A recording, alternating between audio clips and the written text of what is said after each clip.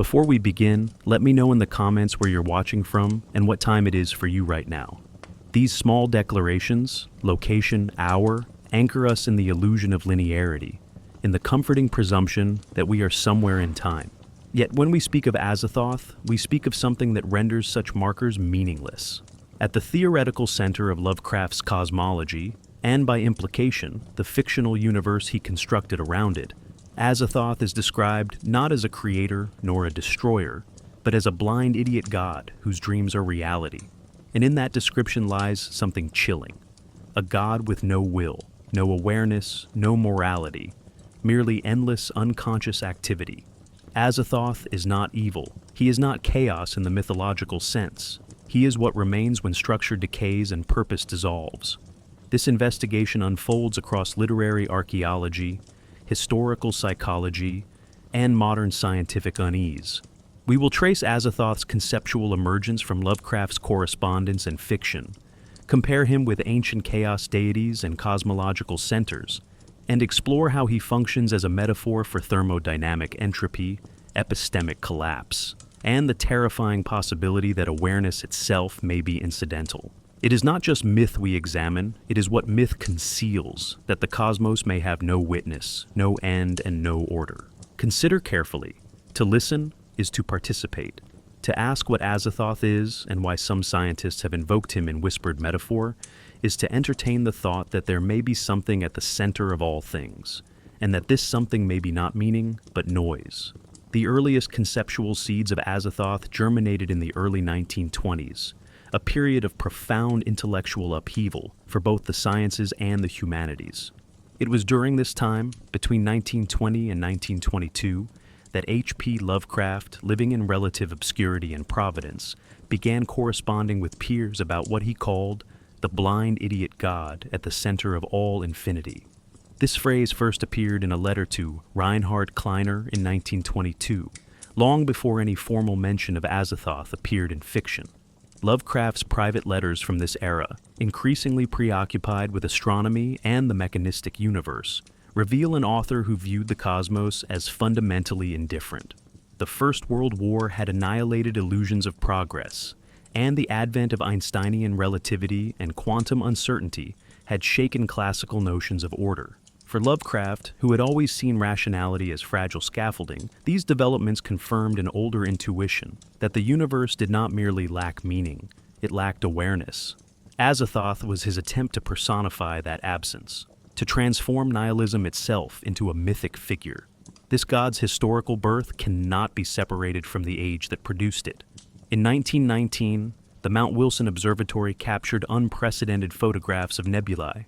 Beyond the Milky Way, and Edwin Hubble's findings in 1924 demonstrated that the universe was expanding. These discoveries shattered the comforting assumption that humanity occupied any central position in creation.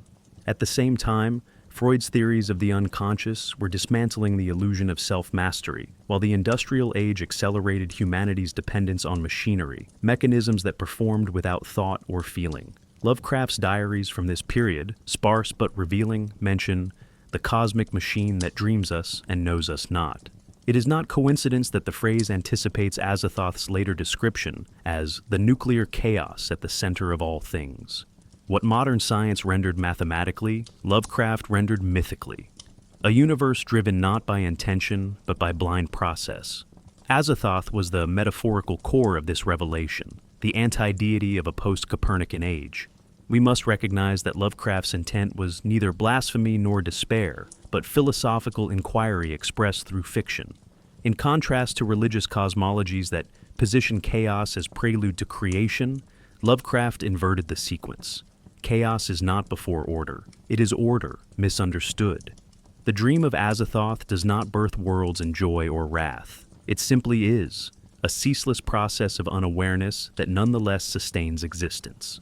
In letters written between 1923 and 1926, he spoke of wanting to depict a god as mindless as gravity and as essential. This reveals his method: to translate the natural laws of physics, entropy, inertia, causality, into theological imagery. It is not theology corrupted by science, but science rendered in theological language. Azathoth becomes, therefore, not the symbol of evil, but the literalization of process, an anthropomorphic metaphor for that which cannot perceive itself. The literary landscape of the 1920s provided fertile ground for such cosmic pessimism. Writers like Arthur Machen and Algernon Blackwood had explored mysticism and the numinous, yet their worlds retained some trace of divine purpose. Lovecraft rejected even that. In Supernatural Horror in Literature, 1927, he declared that the truest weird fiction implies a malign suspension of natural law, an intrusion of chaos into order. Azathoth was his refinement of that principle, not chaos intruding into order, but the revelation that order had never existed. His correspondence with fellow writer Clark Ashton Smith confirms that Azathoth's conception evolved alongside his reflections on astronomy, particularly his awe at the vast mechanical ballet of matter. He was fascinated not by divine creation, but by the impersonal rhythm of cosmic processes, the pulsation of stars, the orbits of dust, the cycles of decay and renewal. The idiot god was thus not a monster, but a metaphorical astronomer's paradox, a center that thinks nothing, yet sustains all. Consider carefully the irony in Lovecraft's design. By placing Azathoth at the center of the universe, he invoked ancient cosmological structure, spheres within spheres, celestial hierarchies, music of the spheres, only to strip it of meaning. The flutes that pipe mindlessly around Azathoth's throne parody the Pythagorean harmonies of cosmic order. Where medieval philosophers imagined angelic choirs regulating motion, Lovecraft imagines noise, meaningless vibration mistaken for song. The same image that once signified divine perfection becomes an emblem of futility.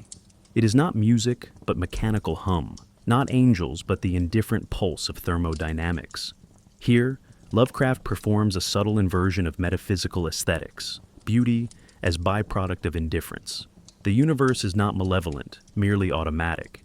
Humanity's tragedy, he suggests, is its tendency to interpret sound as symphony when it is only static.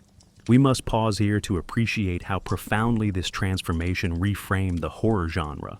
Earlier Gothic writers sought terror in the moral inversion of the familiar, corruption, decay, temptation. Lovecraft sought terror in the absence of any moral frame at all. Azathoth replaces the devil, not because he is more evil, but because he is without will. It is not rebellion against order, but the revelation that order was our invention. This represents a philosophical break as much as a literary one. Horror no longer arises from sin or the supernatural, but from epistemology itself. When the boundaries of human understanding expand far enough, they reveal nothing on the other side. Azathoth is that nothing, made vast, blind, and eternal. The scientist and the priest in this vision become the same figure, seekers staring too closely into a silence that stares back. Historically, Lovecraft's invention of Azathoth also coincides with the maturation of his cosmic indifferentism, his assertion that humanity's anthropocentric myths must yield to a universe that neither notices nor cares. This doctrine reached its fullest expression around 1926, when Lovecraft began outlining the dream quest of unknown Kadoth, where Azathoth is first explicitly named as the demon sultan at the center of ultimate chaos. In notes preserved by August Derleth, Lovecraft described the entity as the embodiment of the blind forces that swirl timelessly beyond the spheres. It is not godhood, but mechanism, not consciousness, but continuance. Azathoth thus synthesizes scientific realism with mythic grandeur, collapsing the distance between theology and thermodynamics. The result is horror not of death or damnation, but of meaningless persistence, existence without awareness, process without witness, eternity without purpose. Ultimately, Lovecraft's intent in creating Azathoth was to dramatize an intellectual realization that haunted modernity itself, that at the core of all systems, cosmic, social, psychological, lies not spirit, but void. The 20th century's discoveries in physics, astronomy, and psychology revealed new infinities but offered no new gods. Lovecraft responded by inventing a deity who embodied that absence, a god as blind as gravity, as idiot as entropy, as eternal as motion. Azathoth is therefore not a satire of religion, but its mirror image, reflecting faith inverted into physics. And as we proceed into the next subsection, cultural and philosophical antecedents, we will trace the lineage of that mirror, how ancient myths of chaos, creation, and blindness prepared the intellectual soil for a God who dreams, yet does not know he dreams, a God who proves that even madness, when universal, becomes law. Azathoth did not emerge from a cultural vacuum, nor was Lovecraft's imagination free from influence by the ancient symbolic structures he so frequently disavowed. To the contrary, the blind idiot god at the center of Lovecraft's mythos represents a culmination of recurring mythic motifs, figures of chaos, blindness, dream, and cosmic centrality that have haunted human thought for millennia. From the formless depths of Mesopotamian cosmogony to the silent god behind Gnostic heresy, Azathoth inherits a lineage of anti-creation, a theological impulse not toward reverence, but toward radical negation. Consider carefully. Lovecraft, an avowed atheist and materialist, did not invent horror from the absence of religion. He conjured it from the traces left behind when the gods stopped answering. In Babylonian mythology, the earliest echoes of Azathoth can be found in Tiamat, the primordial goddess of saltwater chaos. Tiamat was not simply a monster slain to make the world. She was the world before order, the embodiment of potential without direction. Similarly, in Egyptian thought, Nun represented the formless abyss from which all things emerged. Yet, unlike the orderly gods that later assumed dominance in these pantheons, these chaos figures were always held at the margins, never fully banished, always threatening to return. Lovecraft inverts this tradition. Rather than exiling chaos, he places it at the center. Azathoth is not outside creation. He is the unthinking pulse at its heart. We must recognize that this repositioning is not merely literary, it is metaphysical provocation. What if the thing all myths feared was not hidden in shadow, but enshrined in the throne room of the cosmos itself? In Greek thought, the resonance continues. Hesiod's theogony begins with chaos, not as malevolent force, but as gaping void, the precondition of all existence. Philosophically, this notion would echo through Heraclitus's idea of the logos, the unseen logic beneath change, and Plotinus's one, a source beyond comprehension. Yet, where the classical tradition ultimately sought unity or reason in the origin, Lovecraft offers only contradiction. Azathoth is no demiurge, no ineffable source of wisdom. He is not order concealed, but disorder exposed.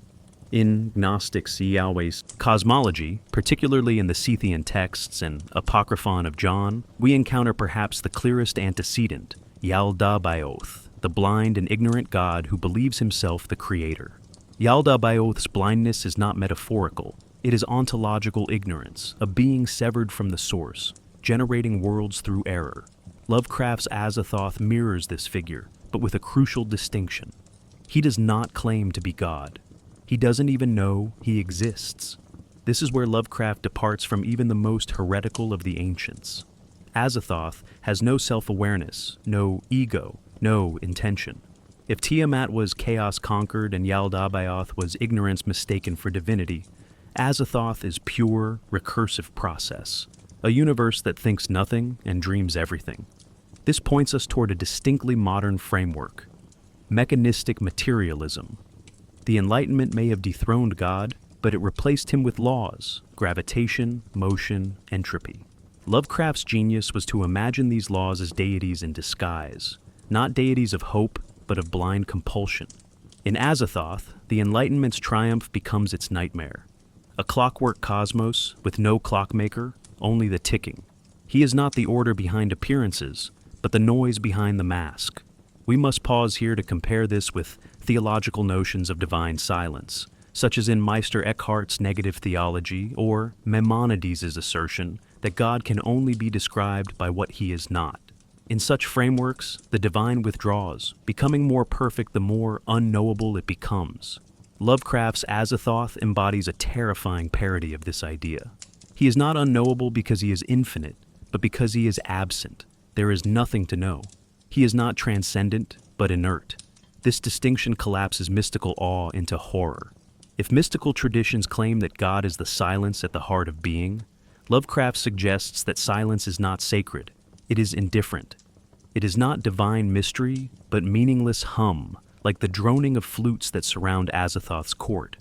Importantly, Azathoth's function as a central yet ungraspable principle also finds echoes in Eastern traditions, though Lovecraft himself had little direct exposure to them. In certain forms of Buddhist metaphysics, particularly within Madhyamaka philosophy, the concept of shunyata, emptiness, implies that all things are without inherent essence. There is no fixed self, no eternal substrate, only process, interdependence, and void. Lovecraft's writing arrives at a similarly discentered ontology, but stripped of any salvific context. Where Buddhism finds liberation in letting go of the self, Lovecraft finds only despair. It is not peace, but panic. Azathoth is not the end of desire, but the desire that never ends, yet never begins, the unconscious dreaming of things with no dreamer. Philosophically, Azathoth occupies a strange intersection of modern physics, ancient myth, and existential dread. He is not the center of the world in a cosmographic sense, but in a conceptual one. He replaces the gods of meaning with the god of recurrence, the eternal return of unknowing. In this, he anticipates post-structuralist thinkers like Michel Foucault and Jean Baudrillard, who argued that meaning is not grounded in reality, but generated by systems that conceal their own emptiness. Azathoth is the original signifier that signifies nothing, the dream that sustains the dream world, the eye that sees not, the mouth that speaks noise mistaken for music. As we move forward into the next section, etymology and symbolic language, we will explore how even the name Azathoth resists resolution. It is not simply a label, but a linguistic symptom of his nature, a word that sounds ancient yet invented, authoritative yet hollow. If the myths that preceded him hinted at a blind god, then Lovecraft's invention names him. And in that naming, we find no mastery, only another mask worn by the wind that howls through a hollow center. The name Azathoth reverberates with a kind of textual corruption. It feels ancient yet invented, suggestive yet opaque. This contradiction is intentional. Lovecraft's neologism resists conventional etymological parsing, operating instead like a dream language artifact, a name that sounds significant while withholding semantic resolution. Scholars and fans alike have speculated on its linguistic ancestry, but few have reached consensus. The lack of origin is the point. The name operates symbolically as a semantic black hole, drawing associations without anchoring any. It is not simply a made-up name, but a performative act of estrangement, a syllabic ritual that conjures the unknowable by failing to mean. And in this failure, it enacts the very horror it names. Still, we must begin with the surface. The name appears first in Lovecraft's correspondence around 1922, predating any story that features the entity. He offers no explanation for its construction, but its phonetic shape invites dissection. The initial syllable, Aza, recalls Azazel, the Old Testament demon of the wilderness scapegoat, while the terminal, Thoth, invokes the Egyptian god of wisdom and writing. This creates a jarring fusion, punishment and intellect, wildness and calculation. But Azathoth is neither scapegoat nor sage. He is not a bearer of sin, nor a recorder of cosmic law. He is the absence of law, the inversion of wisdom. The echoes of older theonyms function not as homage, but hollow imitation. He mimics the divine in form only, parodying reverence through phonetic pastiche. We must recognize that Lovecraft often crafted names to produce an immediate feeling of ancient otherness. Names like Cthulhu, Yog-Sothoth, and Shub-Niggurath share consonant-heavy structures and syllabic ambiguity. Linguist Marcello Truzzi once remarked that Lovecraft's nomenclature mimicked the impression of archaic Semitic and Sumerian tongues filtered through a fever dream. With Azathoth, however, there is an added dimension. The sound itself becomes thematic. The name begins with a harsh glottal friction, Az, and concludes with a lisping softness, Thoth. It rises, then falls. It climbs toward invocation, only to dissolve into ambiguity. In phonosemantic terms, it has no clear root and no logical suffix. It is not derivation, but distortion, a sound that echoes a structure that never was. The symbolic language surrounding Azathoth reinforces this phonetic entropy.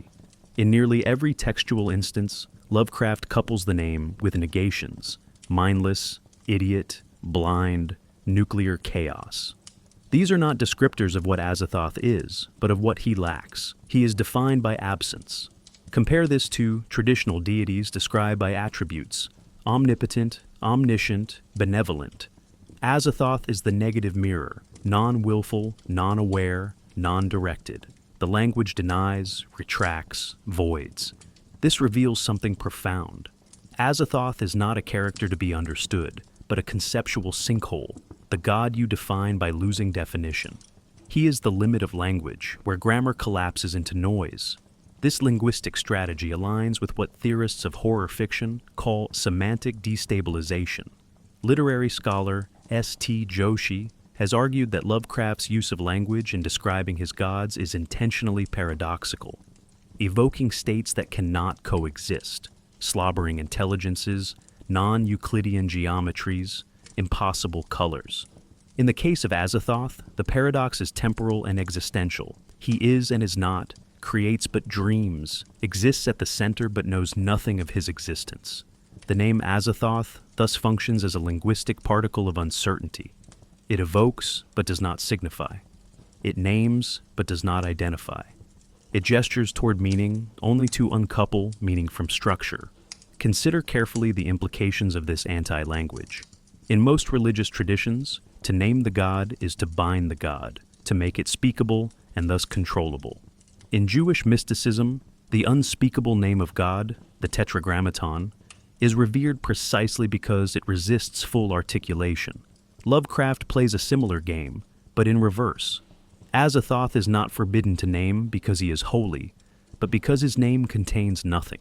There is no secret to protect, no being to offend. The horror lies not in sacrilege, but in the realization that language reaches a certain depth and finds not revelation, but static. To speak Azathoth is not to invoke the divine, but to participate in the collapse of signification. We find an analog in the semiotic theories of Roland Barthes and later Jean Baudrillard, who both argue that modern signs have become unmoored from meaning. A word no longer points to an object, but to another word, and that word to yet another, until the system loops into itself. Azathoth is the mythological figure of this loop. His name sounds like it means something, suggests it points somewhere, but ultimately reveals only itself. It is not a window. It is a mirror that reflects the yearning for pattern and mocks it. It is not simply a meaningless word, but a trap of meaning-making. The more we analyze, the less we understand. This too is Lovecraft's horror. That inquiry deepens mystery. That speech accelerates silence. And yet, the name persists, chanted in games, whispered in forums, printed on occult paraphernalia. It has become, paradoxically, a cultural signifier for the unknowable. This reveals something strange. Even nothingness, when well branded, accrues mythology. Azathoth functions now not only as a fictional entity, but as a meme, a metonym for cosmic horror itself. His name is an algorithm of unease. It does something when said, it fractures comprehension. Not by virtue of its referent, but by its resonance. It is not the word for the god. It is the god linguistically embodied. Lovecraft's construction of Azathoth is not merely a product of fantastical imagination. It is a calculated exercise in mythic architecture, specifically designed to simulate authenticity while eluding comprehension. Azathoth does not function like traditional mythic deities, who possess agency, morality, or anthropomorphic form. Instead, he operates as a narrative gravity well. The more characters, texts, and interpretations orbit him, the stronger his implied presence becomes. And yet, the core remains deliberately inaccessible.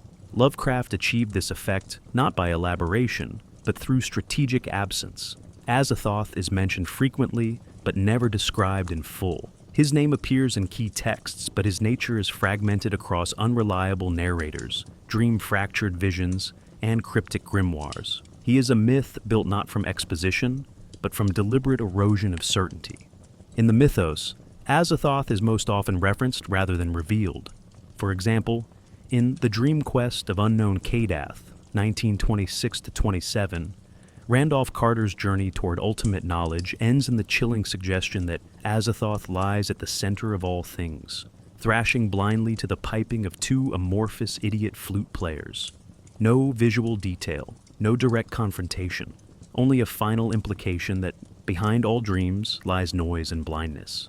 Similarly, in The Whisperer in Darkness, 1930, the Maigo speak of Azathoth as a force known even to alien civilizations, evoking awe and terror. The reader gleans no specifics, only reverberations of fear. This technique evokes what we might call mythic negative space. The horror emerges not from what is stated, but from the accumulation of what is withheld. We must recognize this as a key technique in crafting authenticity, not through detail, but through controlled voids that invite speculation. The Necronomicon plays a central role in this process. Lovecraft presents it as a text of ancient forbidden knowledge, a tome that speaks of Azathoth only in riddles, often conflating his nature with other incomprehensible forces like Yog-Sothoth. By embedding Azathoth within a fake intertextual ecosystem of pseudobiblia, unaussprechlichen Kulten, De Vermis Mysteries, the Book of Eibon, Lovecraft creates the illusion of a deep historical tradition. The genius of this method lies not in deception, but in the simulation of layered authorship. Readers encounter Azathoth not as the invention of a single storyteller, but as a recurring motif across supposed centuries of esoteric literature. This mimics the way actual mythology evolves, through repetition, contradiction, and reinterpretation, making Azathoth feel not like a character, but like a cultural residue that has always been present but never fully understood.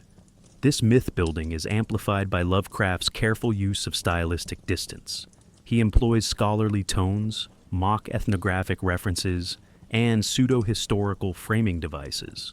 For example, the narrator of The Dunwich Horror speaks of the Whateleys with anthropological remove, referencing obscure rituals and documents that suggest Azathoth's influence without spelling it out. This technique creates an atmosphere of textual marginality.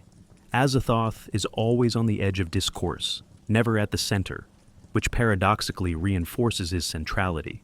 It is not that we are told about Azathoth. It is that everyone is afraid to tell us. This reproduces the epistemological dread found in ancient religious taboos, where the name of a god may only be spoken in ritual, or the god's true face may never be depicted. In Lovecraft's mythos, the taboo is not sacred, it is cognitive. Azathoth represents a truth the human mind must circumnavigate, lest it unravel. We must pause here to consider the implications of narrative authenticity in the context of cosmic horror. Traditional mythology functions to explain, to locate human experience within divine structure. Lovecraft's mythology functions to displace, to unmoor human experience from any structure at all. Azathoth is the myth of absence, the narrative of silence. His court of piping idiot flute players parodies celestial harmony. His throne at the center of chaos inverts ancient cosmologies that imagine divine order radiating from the core. In this way, Lovecraft uses the form of myth to undermine the function of myth. Azathoth is not the source of meaning, but the mythic disruption of it. The myth feels authentic because it mimics structure, even as it denies content. It is not simply a story. It is a challenge to storytelling itself. Comparisons to real-world religious structures make this point sharper. In Dante's Divine Comedy, hell is structured as concentric rings, each closer to the devil, who lies frozen at the universe's lowest point. Lucifer is fixed in the center of moral gravity. Azathoth occupies a similar symbolic location, but inverts the moral schema. He is not imprisoned for rebellion, nor punished for pride. He merely is, and that is the horror. His throne is not judgment, but indifference. Similarly, in Islamic cosmology, the throne of Allah, Al-Arsh, is said to rest above all creation, a metaphysical center of unity and will. Azathoth, by contrast, is the center as disunity, as blind recursion. In both cases, the location defines the cosmos, but where one offers purpose, the other removes it. Lovecraft's myth-building is most powerful when it mimics these theological structures, only to replace them with entropy. Perhaps the most effective measure of Azathoth's mythic authenticity lies in his cultural persistence. Despite appearing directly in almost none of Lovecraft's major stories, Azathoth has become one of the most referenced entities in the entire mythos. This is no accident. By rendering him invisible, unknowable, and foundational, Lovecraft ensured that Azathoth would never be outgrown. He is endlessly applicable, a metaphor for whatever terrifies us at the conceptual core: artificial intelligence, quantum chaos, social entropy, climate collapse. Azathoth is not simply a mythic figure, he is a mythic template, a structure that accommodates new content while maintaining its original function, namely, to destabilize. As society evolves, the stories change, but the center remains blind. Azathoth, more than any other entity in the Lovecraftian corpus, crystallizes the essential philosophical core of cosmic horror, a vision of reality in which human meaning, agency, and perception are irrelevant against the vast backdrop of an uncaring cosmos.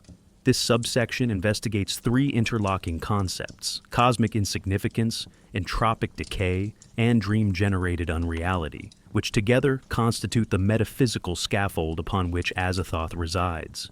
Through these, we begin to understand why this figure is so persistently haunting. Not because he threatens to destroy us, but because he renders our understanding of existence incoherent by merely existing. The first and most persistent theme is cosmic insignificance. Lovecraft wrote in his 1927 essay Supernatural Horror in Literature that the strongest kind of fear is fear of the unknown. But what Azathoth introduces is not just the unknown, it is the unknowable that does not need to be known. Azathoth never notices mankind, never seeks to interfere, never acknowledges creation. In The Dream Quest of Unknown Kadath, Lovecraft refers to him as the blind idiot god, the demon sultan, whose name no lips dare speak aloud, who sits at the center of all infinity. This language signals a profound reversal of mythic expectation. Traditionally, gods at the cosmic center are understood as organizing forces: Yahweh, Brahman, the Logos. But Azathoth does not order, direct, or perceive. He is not our enemy. He is our irrelevance made manifest. We must pause here to reflect on the implications of this shift. Cosmic horror, unlike traditional horror, is not rooted in individual suffering, moral, transgression, or even fear of death. It is rooted in the terror of invisibility, the realization that nothing we do or are carries weight in the broader scheme. Azathoth's significance lies precisely in how he decenters us. He is not simply a powerful being. He is power without direction. The universe is not hostile. It is vast and indifferent, and Azathoth, seated at its heart, dreaming it into being, represents the ultimate rebuttal to anthropocentrism. It is not God who created man in his image, but rather man who mistakenly imagines any god would have one. The second core concept, entropy, connects Azathoth not only to existential dread, but also to the thermodynamic realities of the universe. When Lovecraft refers to him as nuclear chaos, he is not speaking in metaphor alone. The early 20th century was a time of expanding scientific awareness, with entropy and heat death becoming prominent topics in physics. Lovecraft was fascinated by these ideas and sought to dramatize them through myth. Azathoth is entropy personified, not a creature of fire or violence, but of infinite, meaningless motion. He spins and thrashes to the music of idiot flute players, not because he chooses to, but because he cannot stop. He is the blind process of decay writ large, a god who is not so much dying as never alive to begin with. Consider this carefully. In most mythologies, disorder is a temporary phase. Chaos gives way to cosmos, night yields to day. But in Azathoth, Lovecraft reverses the equation. Order is the illusion, entropy the truth. Even the illusion of form, planets, minds, language, exists only because this god continues to dream them. The moment the dream ends, the dreamers vanish. It is not that Azathoth will destroy the universe. It is that the universe exists only so long as his unknowing continues. This is not apocalypse. This is ontological evaporation. It is not simply death. It is disappearance from the logic of being itself. The final concept is dream-generated reality, perhaps the most psychologically destabilizing of the three. Azathoth dreams the universe, not deliberately, not purposefully, but accidentally, like a fevered brain writhing in meaningless sleep. Lovecraft's repeated use of the dream metaphor, especially in the dream cycle stories, suggests a deep anxiety about the reality of perception itself. If Azathoth is the dreamer, then we, our world, our thoughts, our sciences, are merely dream content, artifacts of a mindless delusion. In this way, Lovecraft reverses the Platonic ideal. The waking world is not the true world. It is the most sophisticated hallucination. The horror is not that we are asleep, but that there is no waking up. This idea echoes through The Shadow. Out of Time and the Dreams in the Witch House, where characters encounter truths that violate linear time, causal logic, and stable identity. Azathoth serves as the implicit origin of this unreality. He is the source not of dream as a metaphor, but of dream as metaphysical foundation. The philosopher George Berkeley once asked, "If a tree falls in the forest and no one is around to hear it, does it make a sound?" Lovecraft's answer, via Azathoth, would be more disturbing. The tree never existed to begin with, unless the dreamer continued to hallucinate trees. This is not solipsism, but a kind of anti-solipsism. We are not the center of a mind. We are peripheral patterns in an unconscious, centerless process. One might ask, is this worldview nihilistic? Perhaps. But it is not merely nihilism. It is a metaphysical realism of the most disquieting kind. Azathoth is not evil. He does not seek our destruction. He simply is, and that isness unravels the frameworks we use to orient ourselves: agency, truth, even continuity. In that sense, Azathoth is the purest embodiment of Lovecraft's philosophical project, a god who reveals nothing and thus reveals everything. He is not a being, but a boundary condition, the final line past which thought itself dissolves. Azathoth's conceptual potency does not stem solely from his solitary symbolism, but also from the constellation of entities and processes that orbit, echo, or emanate from him. While Azathoth himself remains unreachable and formless, a deity who cannot be grasped because there is nothing to grasp, the other beings connected to him serve as narrative and metaphysical satellites. These include not only the grotesque flute players at his throne, but also entities like Nyarlathotep, Yog-Sothoth, and the various servitors and alien races who acknowledge, embody, or act in accordance with his chaos. Importantly, none of these are followers in the religious sense. They are not apostles of doctrine. They are extensions of principle, each manifesting a different aspect of the core truth Azathoth implies. That at the root of reality lies neither reason nor mercy, but noise, blindness, and decay. The most visible attendants of Azathoth, if visible is a term we may even apply, are the idiot flute players described in the dream quest of unknown Kadath. They are never named, never given personality, and never described beyond their action. They pipe endlessly, without awareness, surrounding the blind god in an eternal musical fugue. This endless piping is not celebratory. It is not liturgical. It is compulsory motion, ritual without meaning, music without melody. The flutes do not entertain Azathoth. They keep him dreaming. Consider this carefully. If the universe exists only while Azathoth dreams, then these musicians are not ministers, but prison wardens. They maintain the illusion of form. They sustain the false cosmos.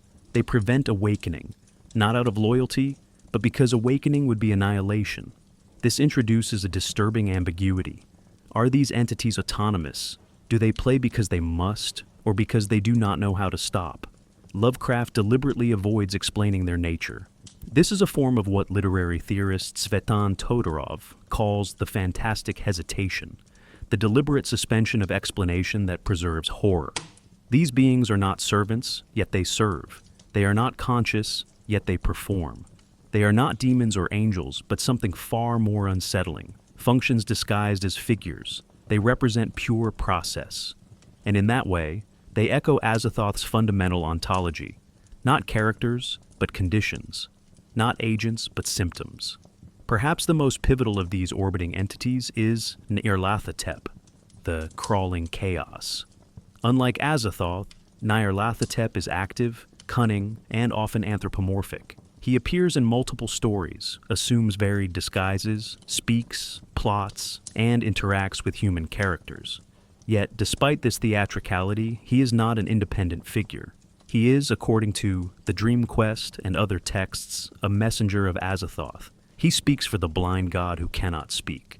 But Nyarlathotep is not a prophet. He does not bring enlightenment. He brings confusion, madness, distortion. One might call him an emissary of misinformation, an incarnated glitch. He represents the semiotic distortion that occurs when a mindless source tries to interface with conscious minds. We must recognize the role Nyarlathotep plays in mediating Lovecraft's metaphysics. He is not Azathoth's mouthpiece in the sense of theological transmission. He is translation gone wrong, a linguistic virus between the dreamer and the dreamed. In this way, Nyarlathotep recalls figures like Hermes, the trickster messenger, Loki, the shapeshifter, or even Satan, the tempter. But it is not morality that he distorts. It is ontology itself. In The Haunter of the Dark and The Dream Quest, Nyarlathotep facilitates the collapse of coherent perception. When he appears, meaning shatters. Logic dissolves. The reader encounters not chaos as randomness, but chaos as patterned incoherence, signals with no source, symbols with no referent. This is not madness as delusion. This is madness as accidental attunement to Azathoth's frequency. We must also consider Yog-Sothoth, the all-in-one and one-in-all, often theorized as a counterpart or complement to Azathoth. Where Azathoth is the center, dumb, blind, throbbing, Yog-Sothoth is the totality, an entity that knows all time and space. Yet Lovecraft's texts offer an unsettling implication. Yog-Sothoth may not be another being, but another aspect of the same process. Some readers interpret Yog-Sothoth as the structure of the dream, whereas Azathoth is the dreamer. One is chaos embodied. The other is the map of chaos mistaken for law. In either case, the beings are not opposites, but two faces of a singular void, the process and perception of unthinking generation. If Azathoth is pure unconscious force, then Yog-Sothoth is its boundary condition, intelligible only in illusion. Beyond these key figures are a host of lesser. In entities, the Maigo, the great race of Yith, the outer gods, many of whom acknowledge Azathoth either in fear or reverence. But again, this reverence must not be read through human theological categories. The Maigo speak of Azathoth with dread in The Whisperer in Darkness.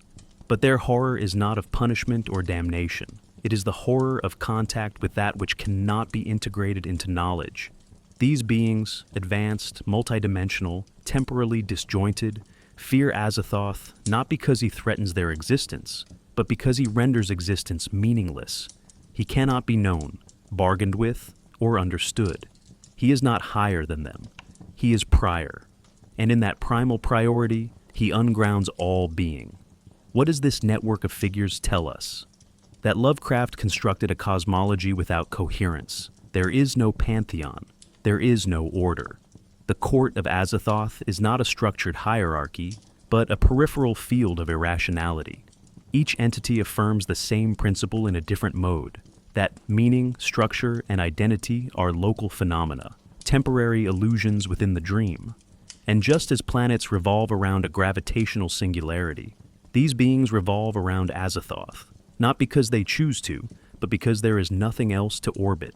Human contact with Azathoth and the forces associated with him does not produce revelation, transformation, or damnation in the traditional sense. Rather, it produces a kind of cognitive ruin, a breakdown not of the mind's health, but of its very structure. Madness, in Lovecraft's universe, is not mental illness as pathology. It is epistemological trauma. The psyche collapses not because it is weak, but because it is suddenly forced to comprehend what it was never meant to face. The utter indifference of the cosmos, the impossibility of reason, and the vertigo of meaninglessness. In the context of Azathoth, madness becomes not a symptom, but a proof that some knowledge cannot be assimilated without destroying the knower. Lovecraft's protagonists rarely encounter Azathoth directly, but they often brush against the entities and ideas orbiting him. In The Dreams in the Witch House, 1932, the mathematician Walter Gilman begins to dream of bizarre geometries and otherworldly spaces, eventually finding himself before an altar in a cosmic void, surrounded by non-Euclidean architecture and rhythmic, inhuman music. Though Azathoth is never fully named, the description echoes the throne room imagery from the dream quest of unknown Kadath. Gilman's descent into madness is not caused by moral weakness, but by overexposure to a kind of metaphysical radiation. He understands too much. The rhythms of the universe are not divine harmonies. They are idiot flutings. What he took for insight becomes dissolution. This reveals something profound. In Lovecraft's cosmology, knowledge does not empower, it annihilates. Consider carefully the contrast with the Promethean myth, where stolen fire brings progress. In Lovecraft, the fire is already burning, and to approach it is to be unmade. Madness is not the veil over truth. It is what happens when the veil is lifted, and truth itself turns out to be madness. When one reads of Azathoth in the Necronomicon, or glimpses his court in dreams, one does not learn more. One learns that learning is itself a kind of illusion. The horror is not that we are ignorant. The horror is that nothing can be known in a universe dreamed by an unconscious mind. We must recognize the recurring motif of mathematical breakdown in Lovecraft's narratives involving Azathoth and his echoes. In stories like The Call of Cthulhu and The Dreams in the Witch House, mathematics, traditionally a symbol of rationality, is turned inside out. Equations become portals. Geometry becomes unstable. Numbers lead not to clarity, but to unreality. Azathoth haunts the background of this inversion. He is the dreamer whose unknowing corrupts the logical fabric of space and time. What had once been tools of mastery, formulas, proofs, logic, become instruments of surrender. This is not the madness of fantasy, but the collapse of the Cartesian mind. Descartes said, "I think, therefore I am." Lovecraft whispers, "You think, therefore you suffer." A key difference between Lovecraft's mythos and older religious cosmologies is the nature of human encounter. In the Abrahamic traditions, encountering the divine, whether through scripture, prophecy, or epiphany, may produce terror, but also clarity, transformation, or redemption. With Azathoth, there is no conversion, no atonement, no elevation. The encounter is not dialectical, it is gravitational. One is pulled toward a center that does not acknowledge the pull. In The Whisperer in Darkness, 1930, a character is abducted by non-human beings who serve or reference Azathoth. The horror is not the aliens themselves. It is that they recognize a god at the center of things, whom even they do not understand. This shared incomprehension creates a terrifying solidarity, not between species, but between all sentient things and their failure to perceive their context. This brings us to the role of dreams, which Lovecraft employs as both medium and metaphor for contact with Azathoth. In The Dream Quest of Unknown Kadath, Randolph Carter journeys through the dreamlands in search of an ideal city, only to discover that all beauty and meaning in dreams emanate from Azathoth's blind mind. The implication is staggering. Every human vision of transcendence, every fantasy of paradise, is a side effect of a god who does not know he dreams. The dreamer is not asleep in divine mystery. He is functionally absent, like a radio-emitting static, mistaken for music. Carter's journey ends not with enlightenment, but with displacement. He is not chosen. He is discarded. This is the signature of Azathoth, the revelation that there is no revelation. Yet, we must ask, why does Lovecraft insist on madness rather than silence? Why depict protagonists who suffer, rather than those who simply perish? The answer lies in the function of madness as ontological residue. Madness is what remains after the real collapses. It is a scar in the mind, evidence that something beyond coherence was glimpsed. In this sense, madness is not error. It is excess, too much truth, too quickly, without structure. The human brain, evolved for pattern and narrative, cannot accommodate the formless, centerless nature of Azathoth. The result is breakdown, not because the brain is weak, but because it is structured for meaning, and Azathoth is the void that undoes all structure. In closing, madness in Lovecraft's work, especially in relation to Azathoth, is not an aberration. It is the natural outcome of accurate perception. To know Azathoth is to know that there is no stable world, no loving creator, no intelligible pattern, only a blind dreamer and the idiot music that sustains his unknowing. In traditional myth and theology, forbidden knowledge is often framed as a moral transgression, the theft of divine secrets, the crossing of sacred thresholds, the opening of a box meant to remain shut. From the fruit of Eden to the fires of Prometheus, The danger lies not in the knowledge itself, but in its illicit acquisition. Lovecraft's cosmos, however, reconfigures the idea entirely. In his world, especially as seen through the mythos surrounding Azathoth, knowledge is not forbidden because it is sacred. It is forbidden because it undoes the knower. It is not wisdom withheld by jealous gods. It is insight incompatible with cognition.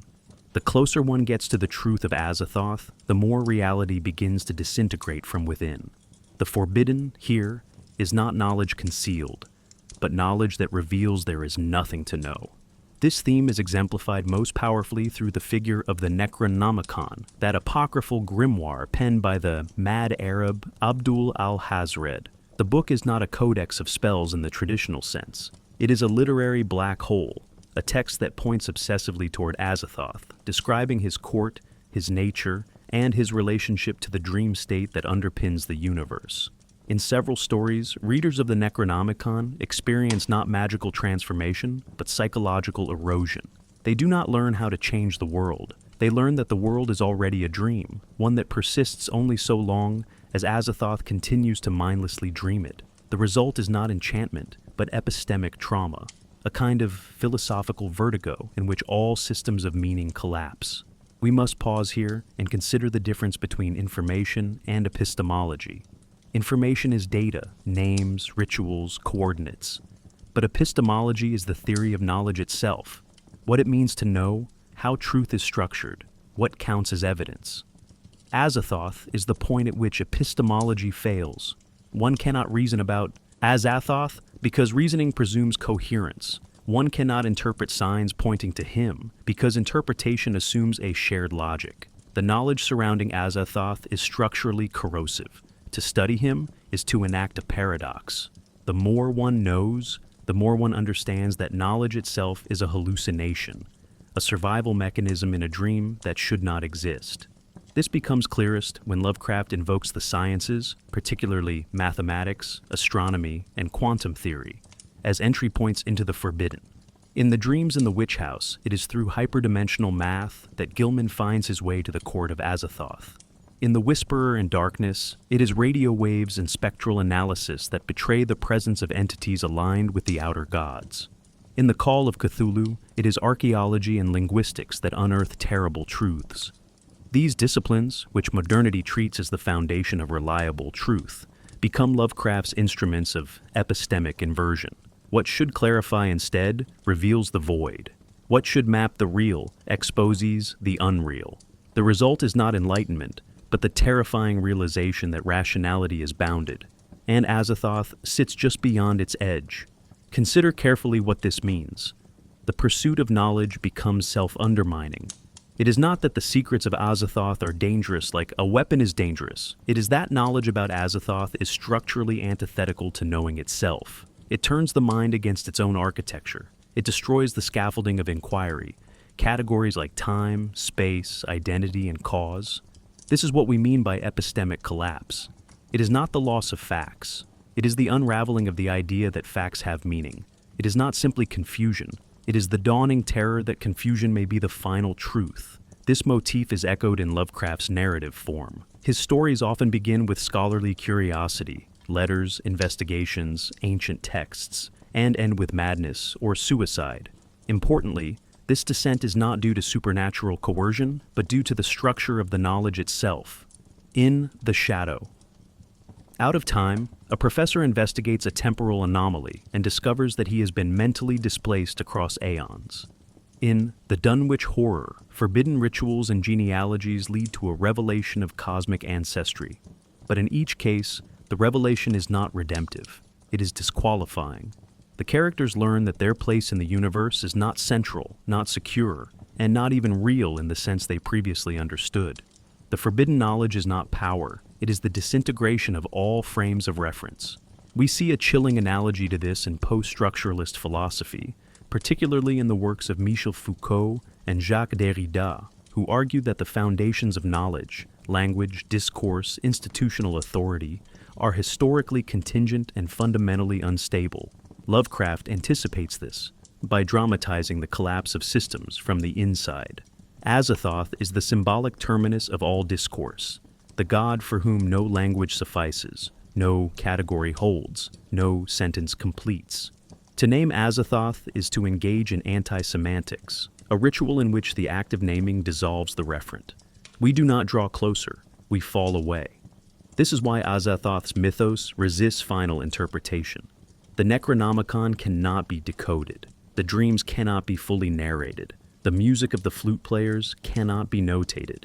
These are not failures of imagination. They are thematic necessities.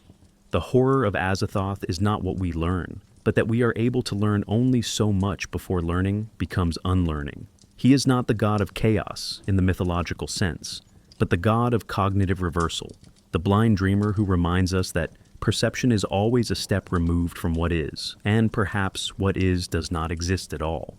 Azathoth's emergence within Lovecraft's literary mythos did not arrive fully formed, but unfolded gradually, an accretion of phrases, gestures, and allusions that accrued power through absence more than presence.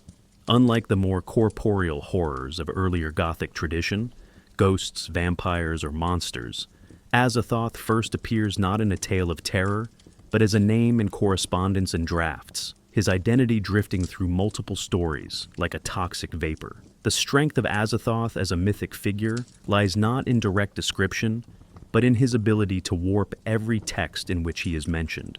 He does not dominate narratives through action. Rather, his gravitational pull alters the logic of storytelling itself, making structure unstable, causality suspect, and comprehension precarious.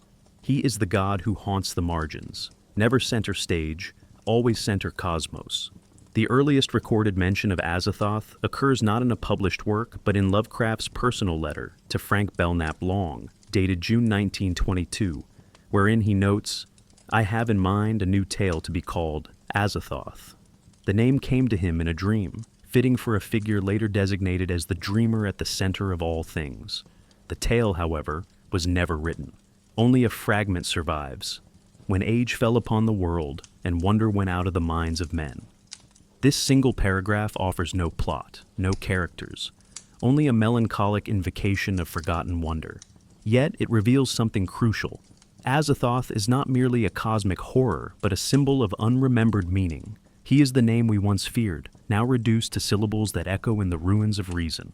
From this point forward, Azathoth surfaces sporadically across the Lovecraftian corpus, not as a character, but as a narrative vector. In The Dream Quest of Unknown Kadath, written 1926-1927, Randolph Carter's odyssey through the Dreamlands culminates in an encounter, never directly depicted, with Azathoth's throne. Lovecraft describes the central being as a boundless daemon sultan, Azathoth, whose name no lips dare speak aloud, and who gnaws hungrily in the center of ultimate chaos. The phrase daemon sultan merges political, theological, and mythic registers, suggesting both rulership and vacancy. Azathoth sits at the center, not as a sovereign issuing decrees, but as a blind force whose very presence is cosmic inertia. This is no throne of judgment. It is the navel of a dream that spins without dreamer, rule, or plan. We must recognize the importance of Kadath in establishing Azathoth's metaphysical centrality. Here, Lovecraft constructs a cosmology in which all dreams and desires, even the most human and beautiful, trace their origins to the chaotic unconsciousness of Azathoth. Carter's final realization that the idyllic city he seeks is a projection of his own memory leads to a deeper horror, that all forms, all longings, all structures are echoes in the brain of a blind god. Thus, Azathoth becomes not a villain, but the ontological source of illusion. His presence nullifies purpose not by malice, but by accident. This inversion of mythic tradition, wherein the creator is not intelligent but insensate, marks a fundamental pivot in cosmic horror literature. Azathoth's role expands intertextually across several later stories, even when unnamed. In The Whisperer in Darkness, 1930, the alien Mygo referenced deities of the ultimate void, hinting at Azathoth's dominion without stating it explicitly. Likewise, in The Dunwich Horror, 1928, when the sorceress Whately's attempt to summon the Old Ones, references are made to him who is not to be named and to the forces from beyond. The ambiguity allows readers to triangulate Azathoth's presence without firm identification.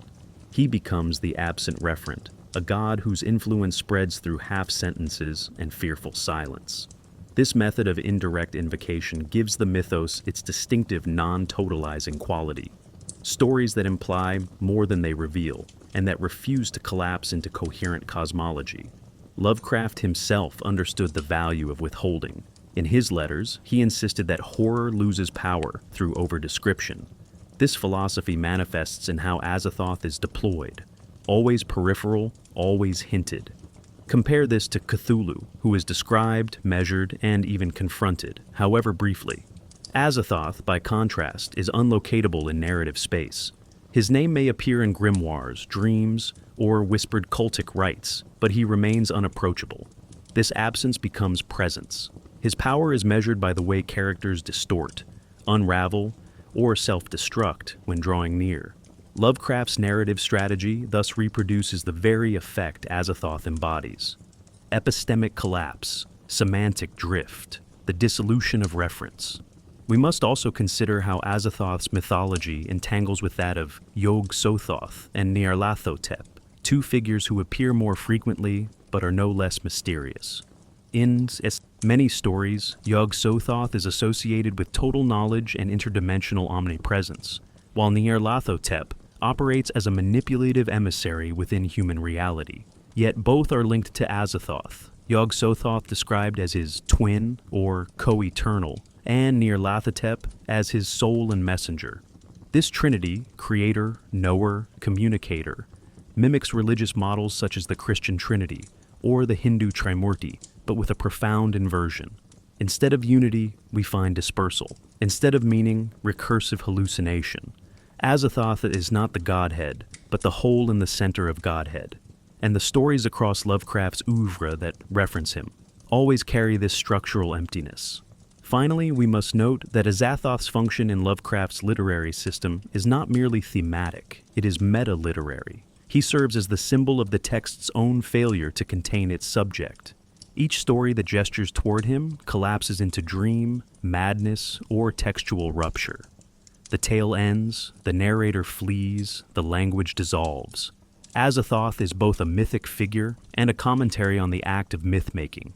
His presence reveals the limit of narrative itself, the point at which plot, meaning, and language no longer hold. He is not the end of the story. He is the end of storying. Among Lovecraft's more ambitious undertakings, The Dream Quest of Unknown Kadath, written 1926-1927, stands as the most sustained literary voyage into the metaphysical landscape governed by Azathoth. Though the entity himself appears only at the terminus of the narrative, the entire structure of the story bends toward him, not as a figure of confrontation, but as an unreachable horizon, a gravitational endpoint of epistemic disintegration. This tale is less a hero's journey and more a meditation on what it means to desire in a universe where the origin of that desire is not divine benevolence, but blind dreaming.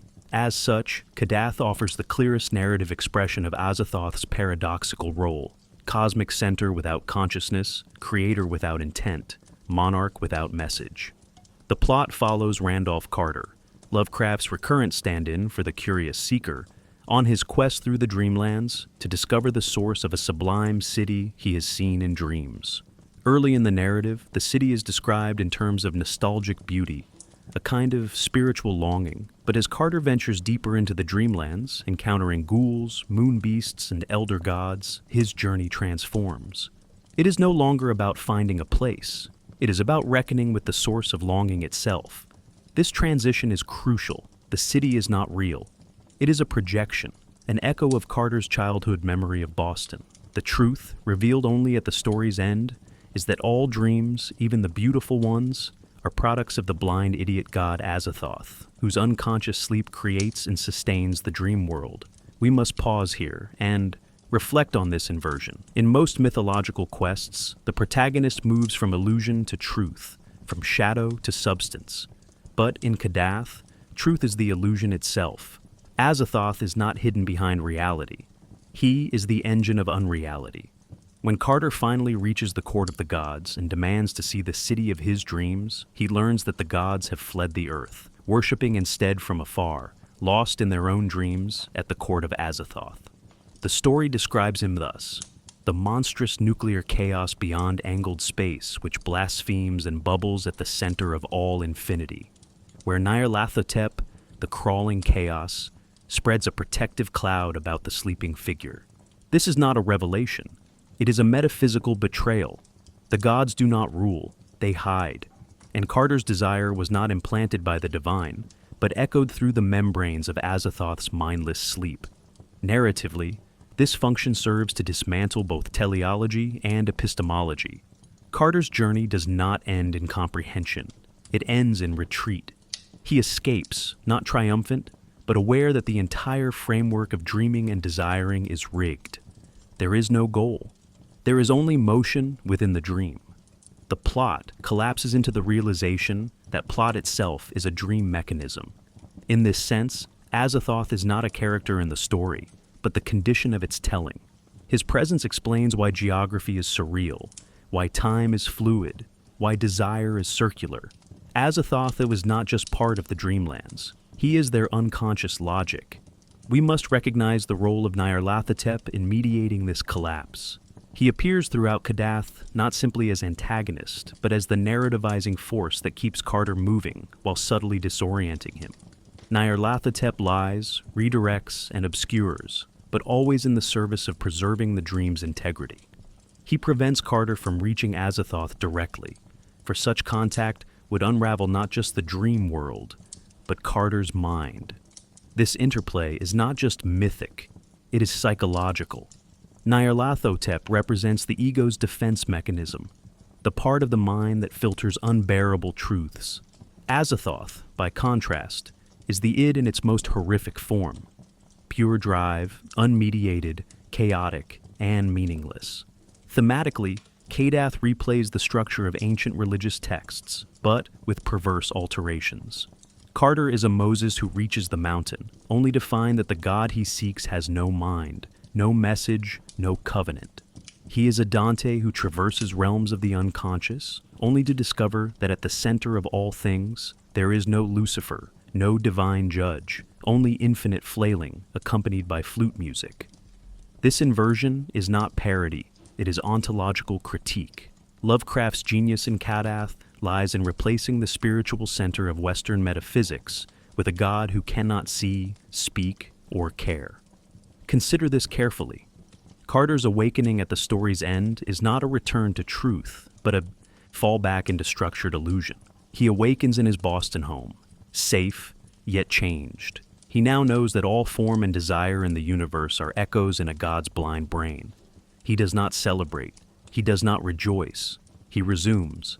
The final lines offer no closure, only a silent echo of what was nearly seen. This is Lovecraft's ultimate move, to offer contact with the sublime, only to reveal that the sublime is a byproduct of accident, not divinity. Thus, the dream quest of unknown Kadath serves as a masterclass in narrative deferral. Azathoth never speaks, he never acts. Yet the entire novel turns upon his inertia.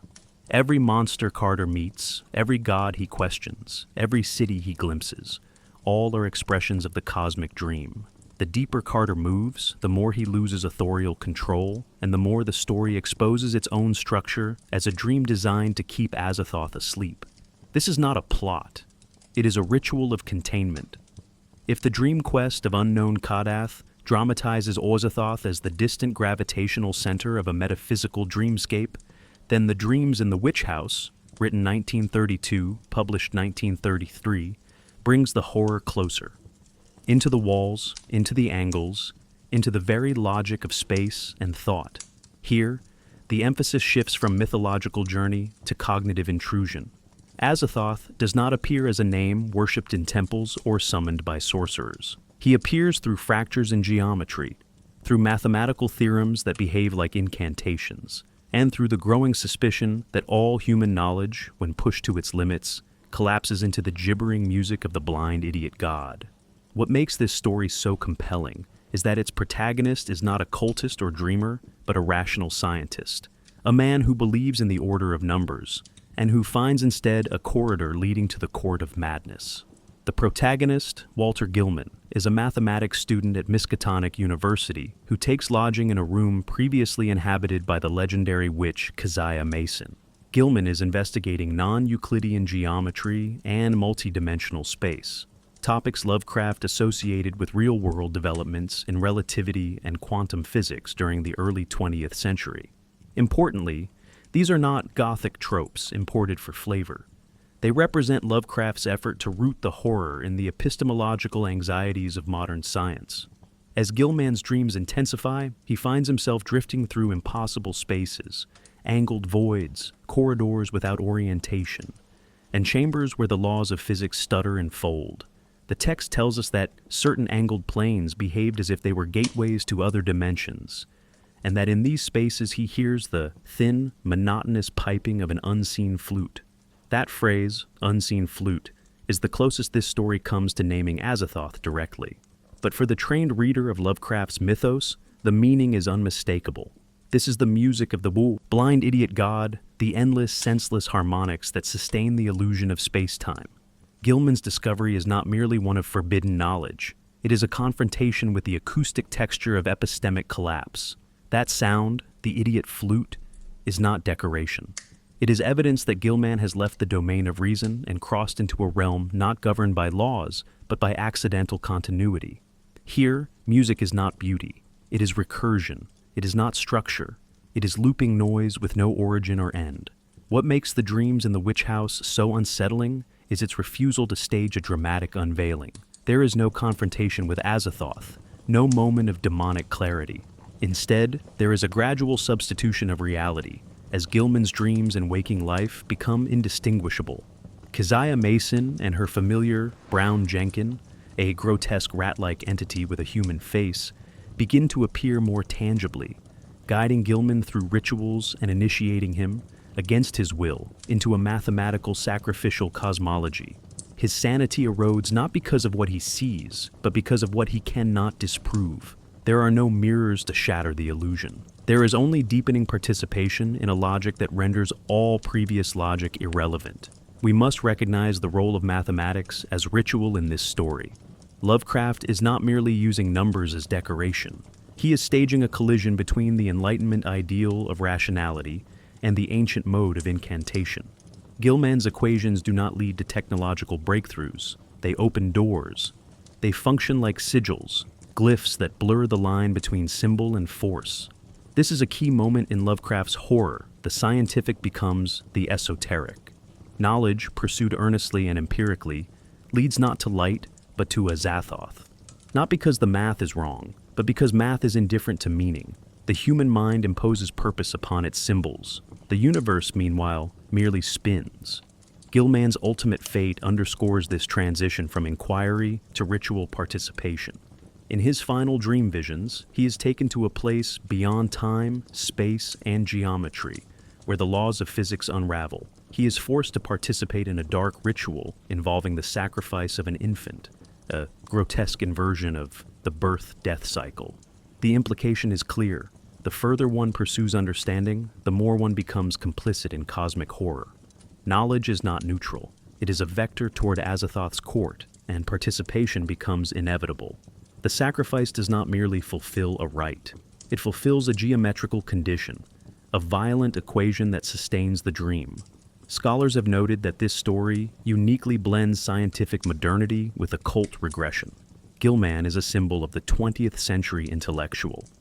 Disciplined, curious, analytical. Yet his demise is orchestrated not by spirits or demons, but by logical extension of his own ideas. He follows the math, and it leads him into noise. He trusts the geometry, and it folds around him. The horror here is not irrationality. It is hyper-rationality taken to its anti-human extreme. There is no God in the equations, only Azathoth, bubbling at the center, spinning the dream without knowing. In the aftermath, Gilman is found dead, his body twisted unnaturally, as if dragged across dimensions. A bruise on his chest resembles the imprint of clawed hands. The story ends not with revelation, but with a residue, a physical suggestion that the dreams were real, that Azathoth's influence breached the veil, but no one can prove it, no one explains. This final ambiguity is essential. Lovecraft never closes the case. He leaves readers with mathematical scars and acoustic echoes, an afterimage of a god whose very nature prevents coherence. After Lovecraft's death in 1937, the mythos he cultivated, never formally codified during his life, was taken up by collaborators, admirers, and successors. Chief among them was August Derleth, who sought to preserve and extend the mythos by transforming its unstructured existential chaos into a more systematized theological framework. Yet in doing so, Derleth inadvertently altered the philosophical core of Lovecraft's vision, especially in regard to figures like Azathoth. What Lovecraft had positioned as a centerless collapse of metaphysical meaning, Derleth recast as a cosmic battleground between elemental forces of good and evil. Azathoth, once a symbol of indifferent creation and ontological vertigo, was reinterpreted as a kind of demonic archon, a being of elemental chaos aligned with a dark pantheon in opposition to cosmic order. This shift, while influential, marks a fundamental divergence from the original horror. Derleth's reinterpretation began with an effort to taxonomy the gods, dividing the old ones into elder gods, benevolent, orderly, protective, and outer gods, malevolent, chaotic, destructive. Azathoth, along with Nyarlathotep and Shub-Niggurath, was categorized among the latter.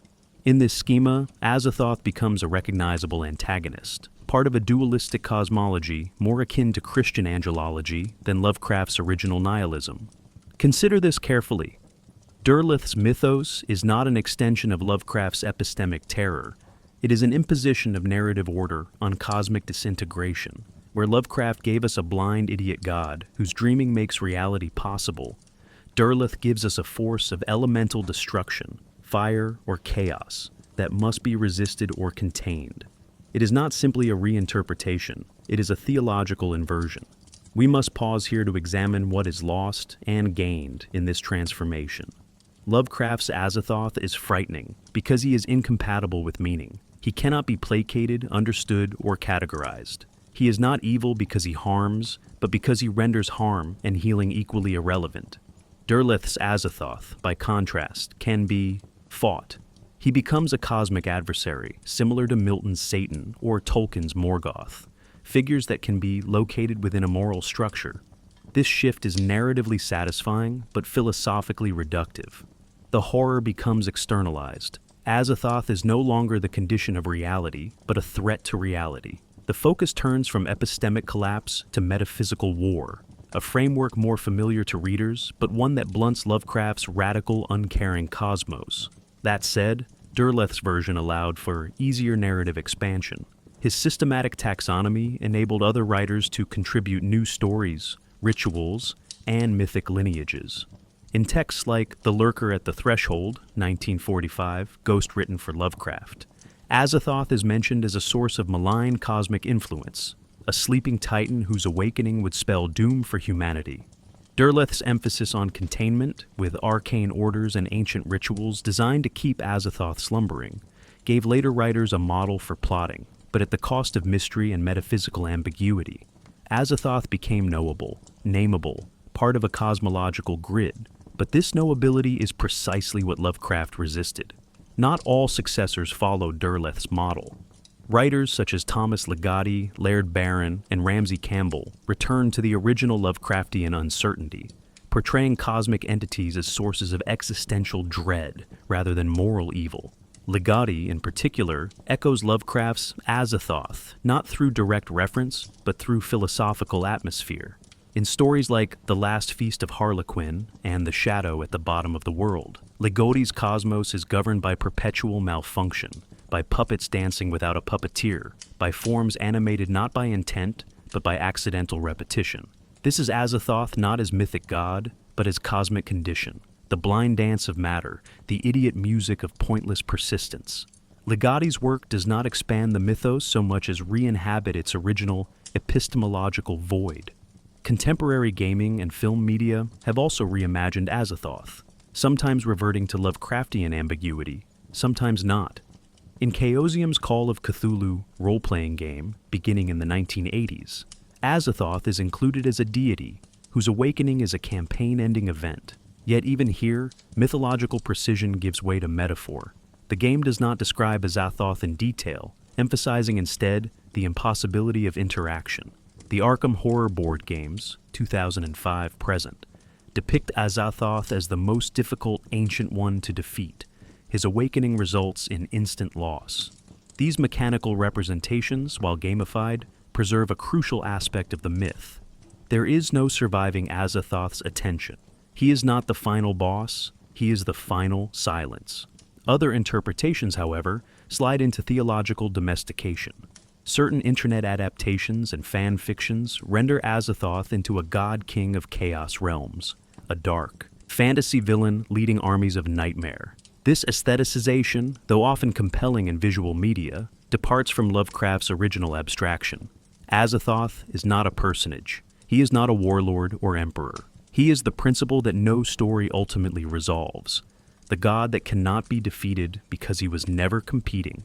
He dreams, and we mistake the dream for a plot. What persists even in these later expansions is a sense that Azathoth cannot be entirely captured. Whether constrained by Derlethian taxonomy, distorted by pop cultural imagination, or resurrected in philosophical horror fiction, Azathoth exerts a negative gravity. Writers feel compelled to approach him, to name him, to frame him. But the most powerful interpretations are those that admit failure. The deeper we write into Azathoth, the more language unravels, the more genre structures collapse. In this way, every attempt to expand Azathoth becomes part of his myth, an archive of failed containment, a record of our inability to describe the center that dreams us. Long after Lovecraft's pen fell silent, Azathoth slipped beyond the confines of literature, becoming more than just a fictional god of chaos. In the fertile terrain of online forums, conspiracy theory threads, hoax videos, and liminal message boards, Azathoth has resurfaced, not as a story to be read, but as a phenomenon to be believed. This migration from page to perceived reality follows a familiar path in modern folklore. Invented beings, when sufficiently strange, evasive, and suggestive, begin to function like old gods once did, not as metaphysical entities that demand belief, but as explanatory placeholders for what resists coherence. Azathoth, whose very essence is incoherence, thrives in such ambiguity. He has become the modern myth of ultimate indifference, invoked not in faith, but in fear that the veil of meaning might someday slip. One of the earliest known sightings of Azathoth in a non-literary context surfaced in a 1996 Usenet post in the alt.paranet ad UFOs group, a fringe discussion space for anomalous phenomena. The anonymous poster claimed that during a lucid dream experiment, they encountered a throne room of endless flutes, and were told by a voice without form that the dream was dreaming them. No mention of Lovecraft occurred. Only months later did other posters connect this to Azathoth through mythos discussions. This is not an isolated event. Since the late 1990s, similar descriptions, dreamed voids, infinite music, disembodied awareness, have emerged across forums such as Reddit's r/glitch, in The Matrix, 4chan's @expressens, and even paranormal threads on TikTok and YouTube. Azathoth has become the name people give when their experience loses narratability. He does not appear. He disturbs structure itself. We must recognize this evolution as a form of digital folklore, what scholar Jeffrey Tolbert describes as ostension, the enactment of legend. Behavior in real life. Azathoth is not worshipped, but referenced, especially in stories of sensory breakdown or reality tears. He is not seen, but felt when logic fails. Lost time episodes, recursive dreams, audio hallucinations that resemble looped flutes, and spatial anomalies like impossible angles in buildings. On TikTok, one viral video from 2022 showed a user claiming their smart speaker emitted chaotic flute music for over an hour with the caption, "It came from beyond signal, Azathoth."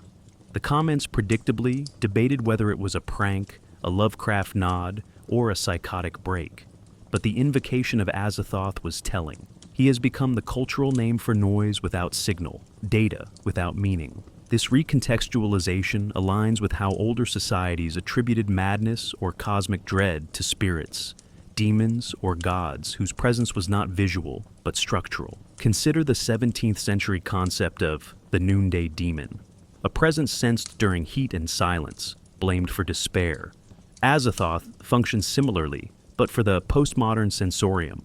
When digital systems misfire, when glitches occur, AI repeats nonsense, or satellite maps show geometries that should not exist. Azathoth is whispered, typed, or memed into presence. He is not feared as a personified entity, but as a corruption in the ontology of perception. He is not the monster in the mirror. He is the shattering of reflection itself. Of course, deliberate hoaxes amplify this myth. In 2009, a fabricated WikiLeaks-style leak of a DARPA document titled Project Nuclear Chaos made the rounds on conspiracy forums. The document described a theoretical model for anti-coherence fields and claimed that classified audio from the Voyager probe detected a non-natural flute-like signal near the heliopause. Though easily debunked, the hoax spread rapidly, and variations of the Voyager flute signal still resurface regularly. In every iteration, Azathoth is evoked, not by name alone, but by associative resonance: chaos, center, flute, dream, blind god. What begins as fiction becomes rumor. What begins as myth becomes diagnosis for a reality gone awry. We must ask, why Azathoth? Why does this entity, above others, persist in these blurry margins between story and experience? The answer may lie in the fact that Azathoth is the least anthropomorphic of Lovecraft's gods. He has no personality, no goal, no cult. He is not malevolent or even hostile. He simply is. And that is what modern myth requires. Not characters to revere, but symbols to explain our systemic failures. Azathoth offers no answers, but he fits the void at the center of broken systems, broken minds, and broken narratives. When nothing makes sense, he is invoked as the dreamer whose nonsense is the only thing left. This invocation is especially powerful in online horror spaces that specialize in liminality and uncanniness. The Backrooms, Mythos, analog horror series like Local 58 and pseudo-found footage ARGs such as Gemini Home Entertainment evoke Azathoth without naming him. They use grainy signals, looping music, cosmic geography, and dreamlike recursion to create spaces that resist decoding.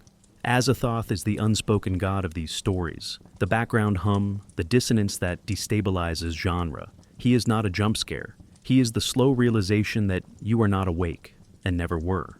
As this documentary continues, we must acknowledge, Azathoth's mythos no longer belongs to Lovecraft alone. He has passed into the collective vocabulary of the digitally disoriented, the ontologically anxious, and the semiotically haunted. He is the noise that people blame when the lights flicker, the dream repeats, or the music loops in impossible time signatures.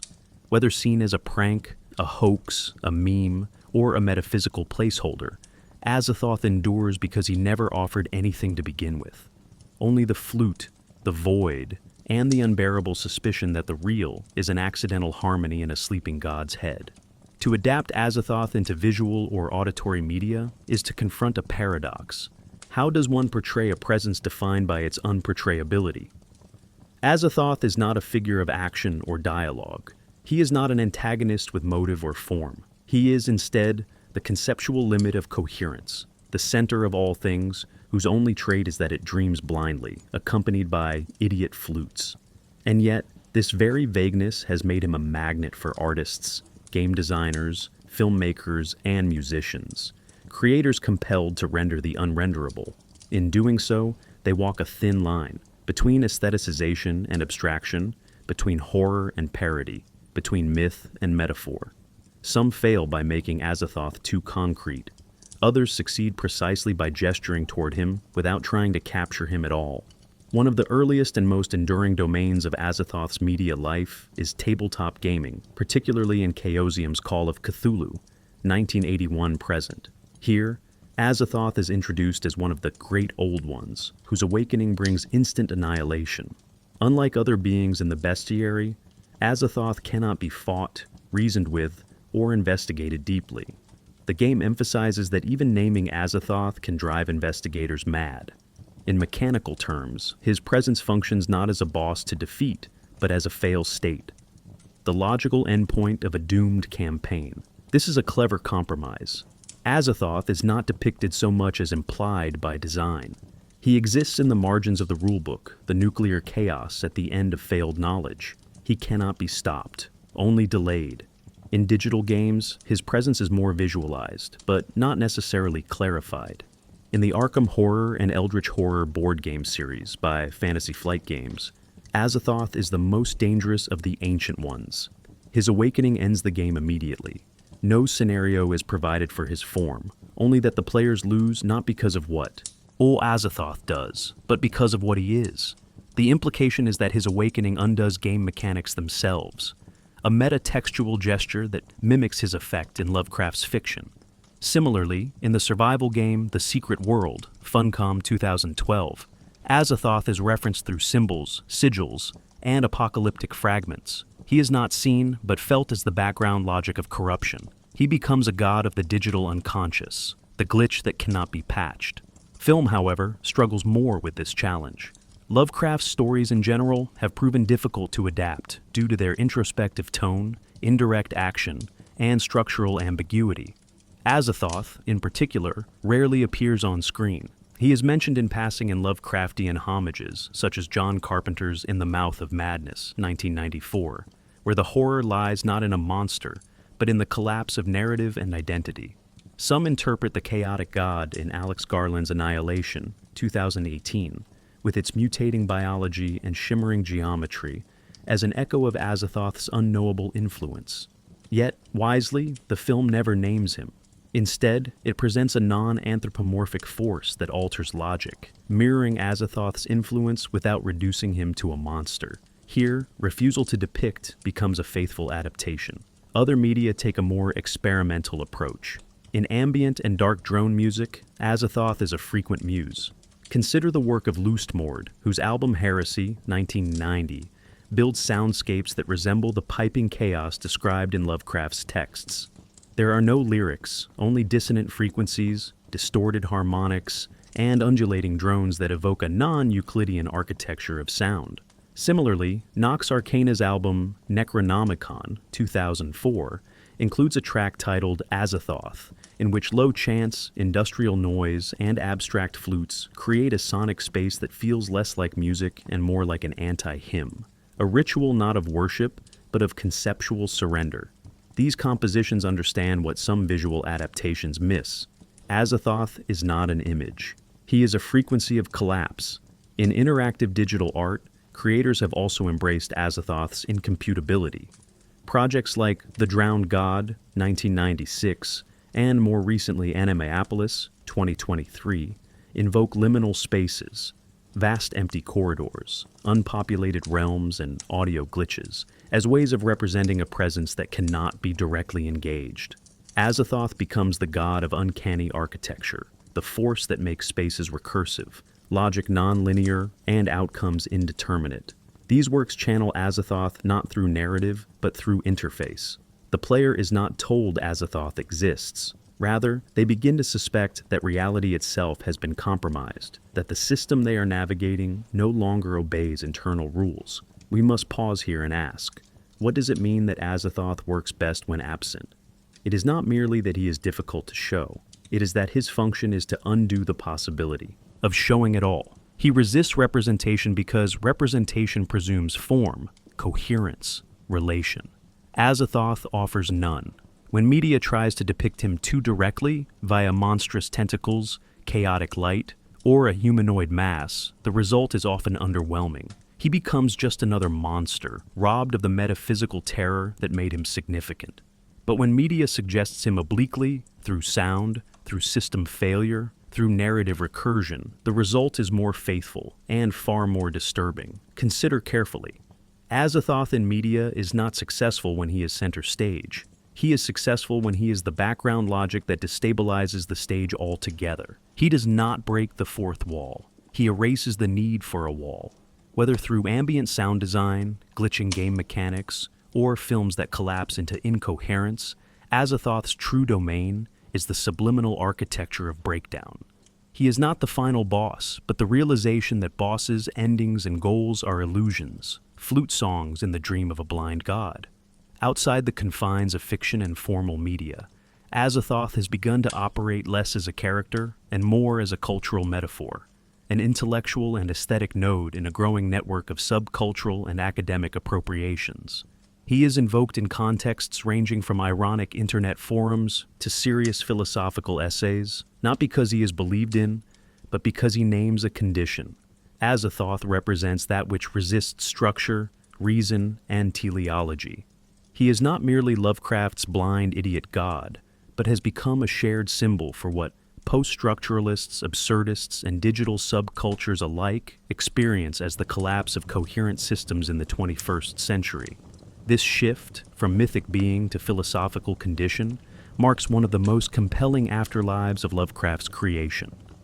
Among academic thinkers, Azathoth has become a recurring figure in the speculative realist and anti-correlationist movements of the early 21st century. Writers such as Ray Brassier, Reza Negarestani, and Eugene Thacker reference Lovecraft, not simply as literary inspiration, but as a philosophical resource. Thacker, in his work In the Dust of This Planet, 2011, identifies Lovecraft's cosmic horror as a confrontation with what he terms the world without us, a conception of reality that excludes all human-centered meaning. Azathoth, as the dreaming nucleus of a meaningless cosmos, becomes a totem for this radical exteriority. Thacker never centers Azathoth, but he lingers in the margins, as if the entire philosophical project is being conducted under the hum of some idiot flute in the background. In more esoteric academic corners, Azathoth has been linked to deconstructionist epistemology. The notion that all systems of knowledge are ultimately self-undermining finds eerie reflection in Azathoth's mythos. If, as Derrida suggests, all meaning is deferred, always sliding from signifier to signifier with no final center, then Azathoth is the dreamer of that deferral. He is not the truth behind the text. He is the collapse of truth as a category. In this way, Azathoth functions not as the key to a cosmic mystery, but as the absence of key and lock alike. His presence invites reflection not on ontology, but on the fragility of all interpretive systems. He is not the thing we cannot know. He is the reason knowing itself becomes suspect. Subculturally, Azathoth has found a second life in online communities dedicated to irony, absurdity, and digital nihilism. In certain threads on Reddit, particularly r-nihilism and r-void memes, as well as on image boards and Discord channels, Azathoth is referenced as a kind of god of ironic despair, a mimetic figurehead for those who confront the absurdity of existence not with terror, but with deadpan humor. Posts such as Azathoth is my co-pilot, or memes captioned, "He dreams me, I pay rent," reflect a culture that has metabolized cosmic horror into daily routine.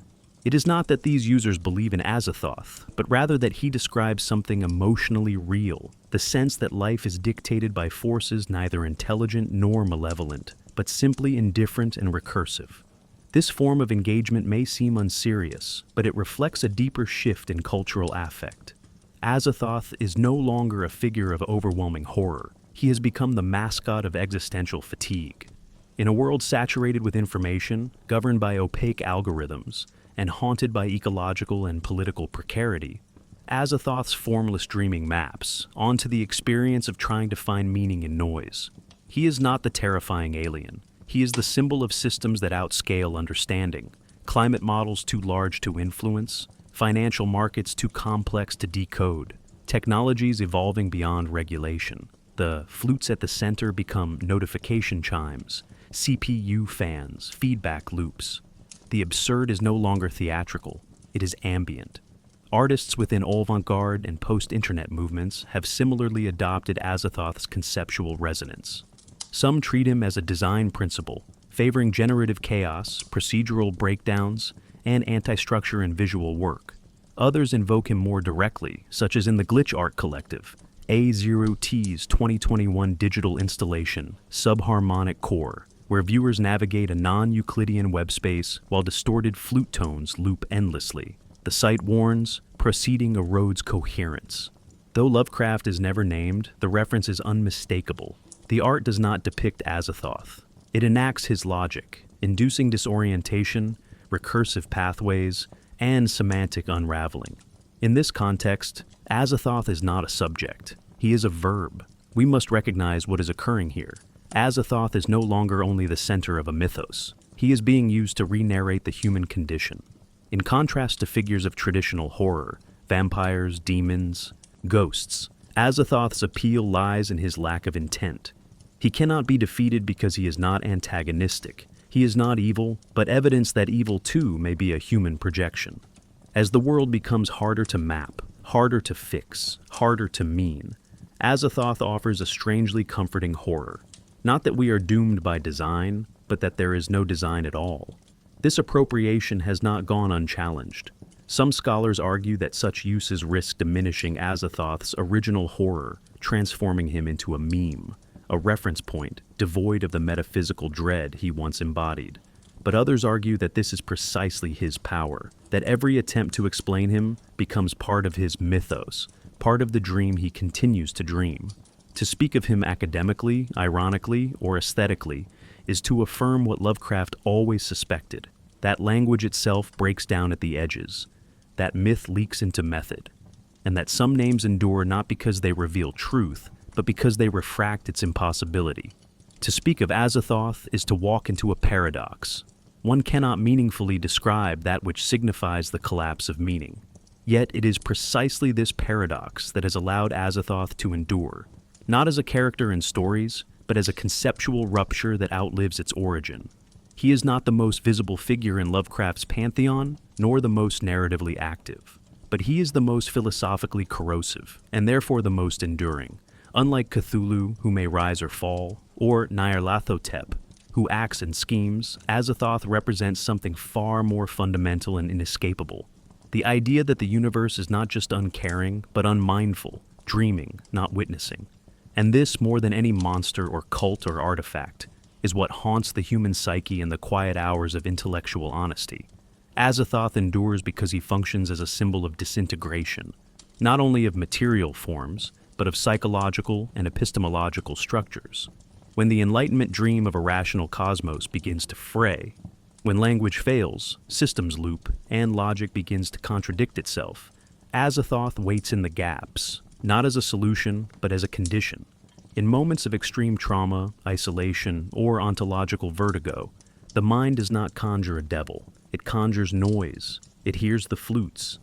And in that moment, the concept of Azathoth does not need to be real in any traditional sense. It becomes real as a psychological placeholder for the realization that we may never understand what we are embedded within. We must recognize the deep philosophical kinship between Azathoth and the traditions of cosmic pessimism. From Arthur Schopenhauer's will-driven universe to Émile Cioran's bleak aphorisms about the pointlessness of existence, to modern thinkers like Thomas Ligotti and Eugene Thacker, the idea that consciousness may be an accident within a decaying dream has gained renewed urgency in a world marked by algorithmic opacity, ecological collapse, and existential fatigue. Azathoth becomes the name for that which cannot be confronted directly, not because it is hidden, but because it is everywhere, eroding the frameworks that make confrontation possible. He is not the destroyer of meaning. He is what remains after meaning has destroyed itself. In this light, Azathoth mirrors not traditional deities, but entropic processes. Philosophers of science have long acknowledged that the universe is not progressing toward complexity, but toward heat death, a flat, unchanging equilibrium in which distinctions dissolve. Azathoth is that equilibrium, but personified just enough to feel uncanny. He is not evil. He is not chaos in the mythic sense of a stormy will. He is indifference without agency. He dreams, and the dreaming is not vision. It is mechanism. Not orchestration, but repetition beyond pattern. To glimpse this concept is to understand a terrifying implication, that the human desire for purpose may be the last illusion in a reality that never asked for it. But what happens when this concept is internalized, not as a literary conceit, but as a working worldview? Some collapse into despair. Others turn to irony, absurdism, or mysticism. Azathoth has become an icon of post-ironic philosophy, a god not of belief, but of acknowledgement.